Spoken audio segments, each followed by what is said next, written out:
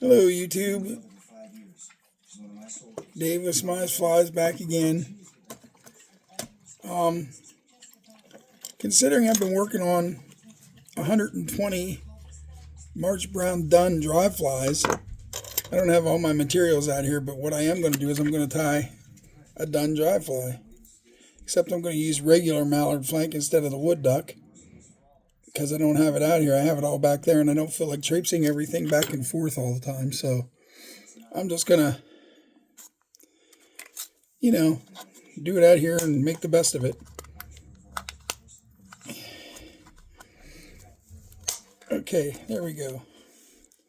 This hook box has a double opening thing. You have to open two different things to get into it. It's kind of a little bit redonkulous, but at least they're not going to fall and break open on me. Okay, so I'm using a size 12 silver. It's like a silver colored dry fly hook, but it's in the jaws. Time for the thread bed or the thread base. That's been I guess I better get a little better in view here. There we go.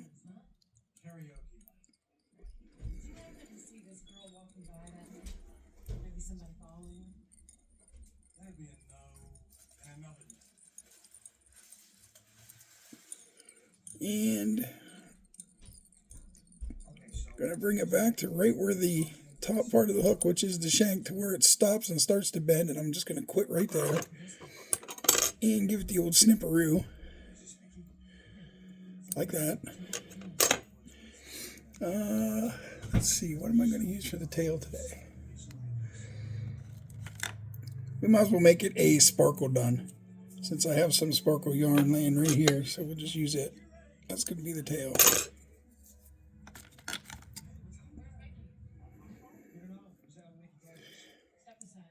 Measure it on the hook to about right there.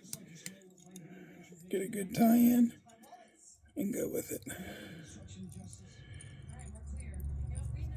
I found it odd that the only difference between a blue-winged olive dry fly or a blue-winged olive dun and a blue-winged olive sparkle dun is the fibers of the tail. That's kind of find that to be an odd thing, but hey, whatever. I mean, I guess it would entice a strike.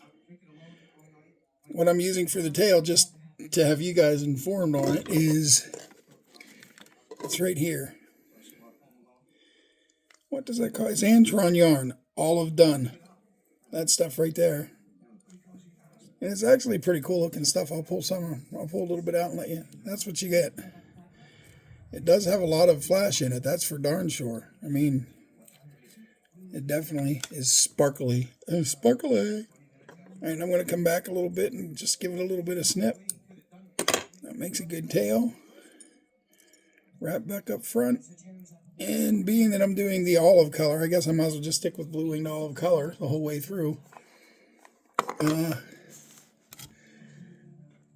don't want to forget any steps while I'm here doing this.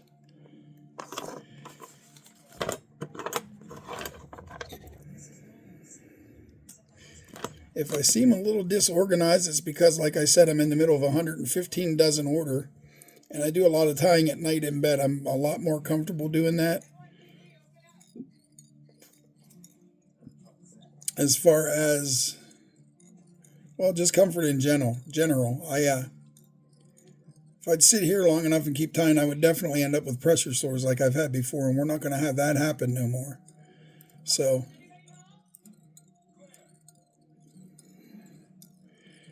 just going to wrap this back to where I stopped with the tail. And we're going to end it right there. And then I'm coming up front because my next step is going to be to tie the wings in. I'm not going to put the dubbing on and wrap it up and wrap the body and then go back and try to tie the tail or the wings in. That would be very much foolish.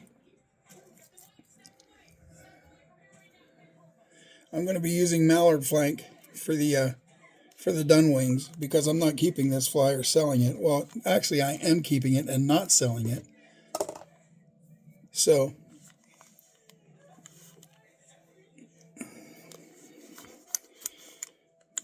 I'm going to take these and make sure it's folded this way, so just like that. And you take your thumb in this and set it down and put your finger in there, and it's going to kind of fold it shut. And if you grab it right here and you work it, you end up having it folded over, which I did not succeed on my first attempt. Well, another thing I want to do is I want to snip out a little bit of the tip towards the top. Just a little bit. It'll put a little bit of a V in there, which will aid in making your taco, or whatever you want to call it, better.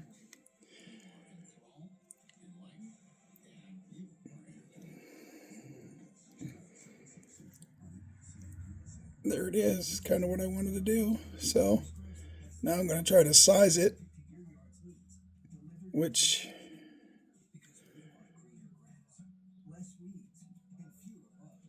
I don't want to go too little, because what will happen is the wings won't separate right for me if I get it too tight.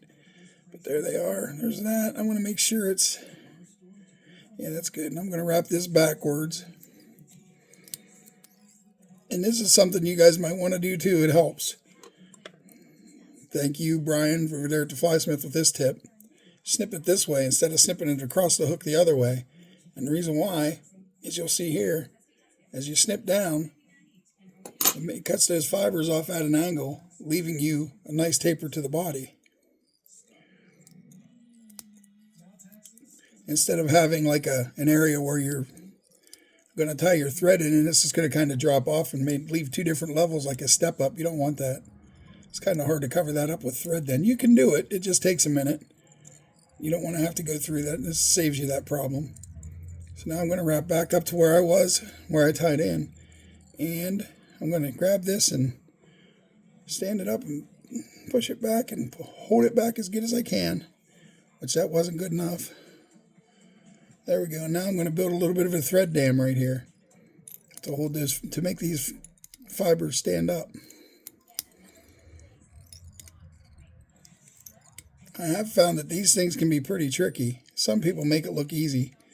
I'm not one of them.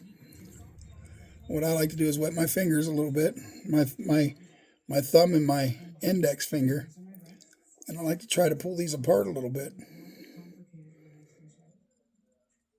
into some equal, or as close to equal as you can get.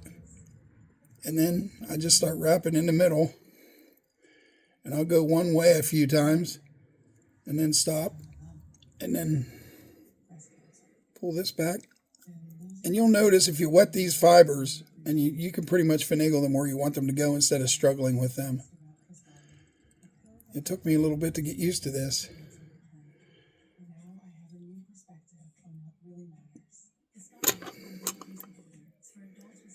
I didn't get it quite as even as I wanted to, so I'm going to snip a few of these fibers out of there to even it up a little bit.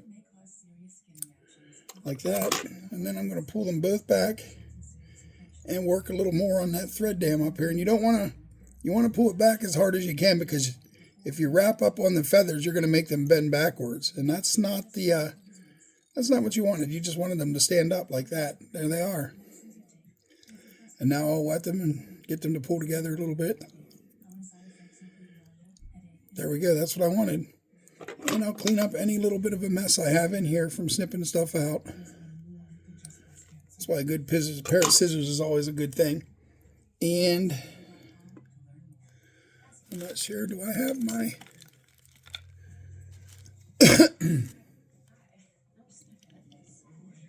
Well, I guess I'm going to go without wax, because I think I have the wax back in the bedroom. Yeah, we're going to go without today. It's not that important, I guess. Well, it depends on who you are.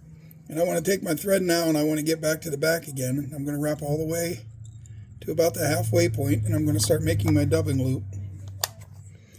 And I'm not sure. I'm going to use a grayish olive color,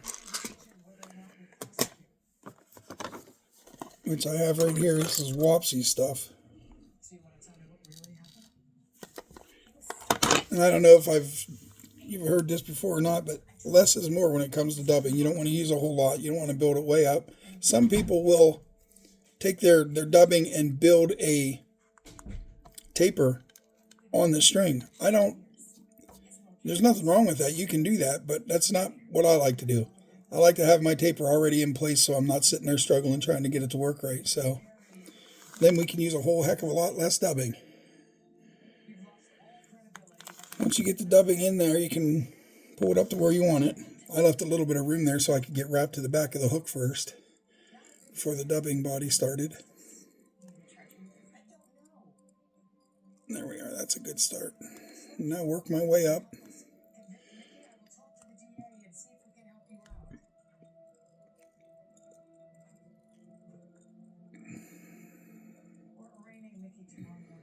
Another little tuft of dubbing yet.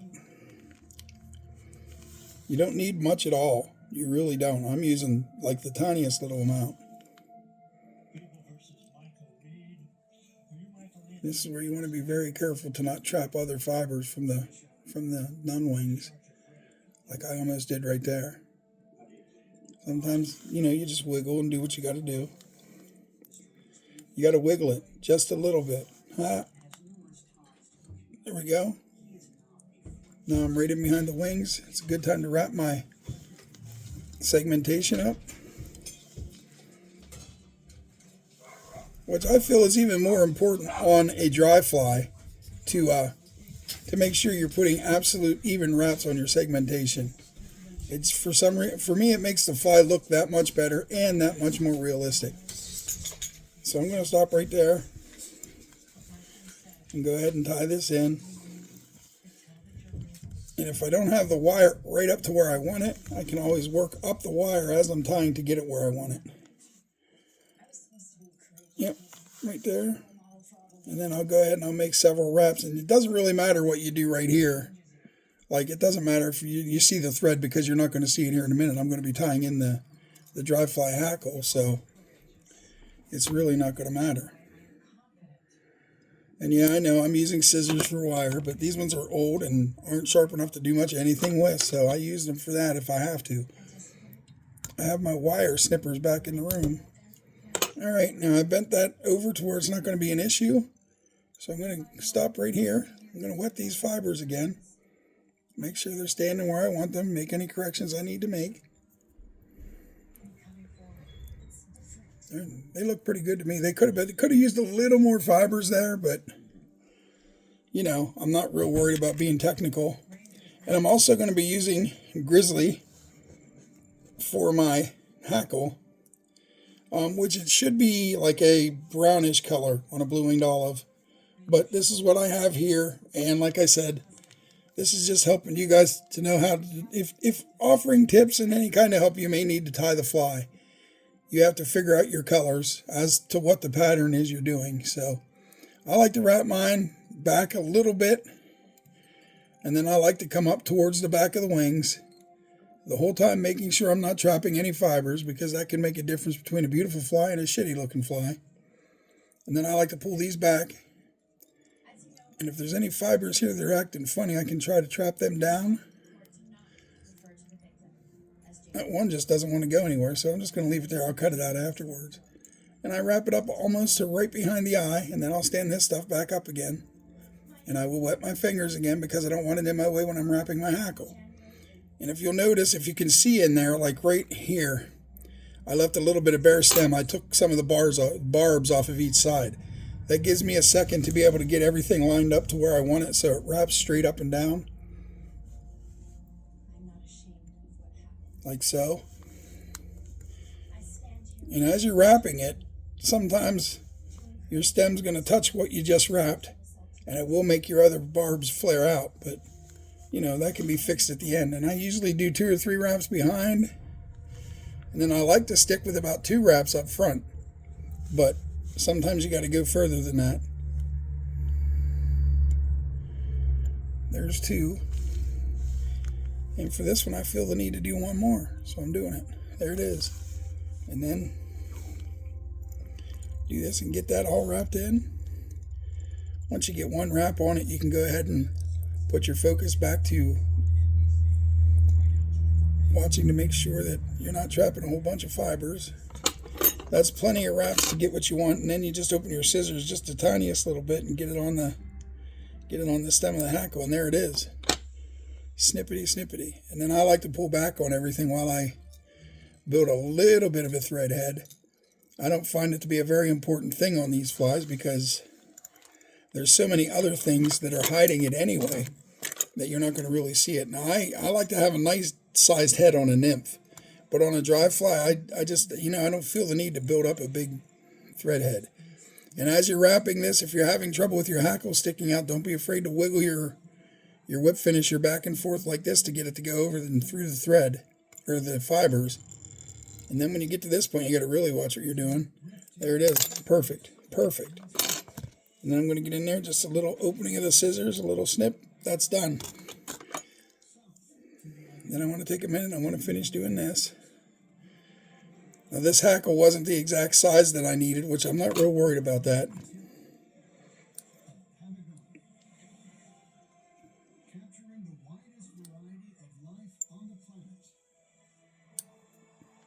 There we go. All right.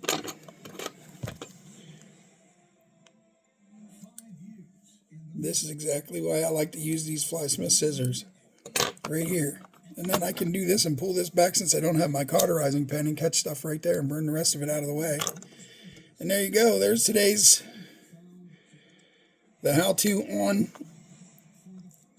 a blue-winged olive dry, which really isn't all blue-winged olive. Now, this will still fish. This will still catch fish. Presentation is 80% of the catch.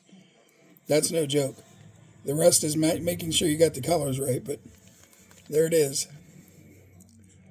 And this is a done dry. This isn't like me making my Wally wings or using pre-made wings.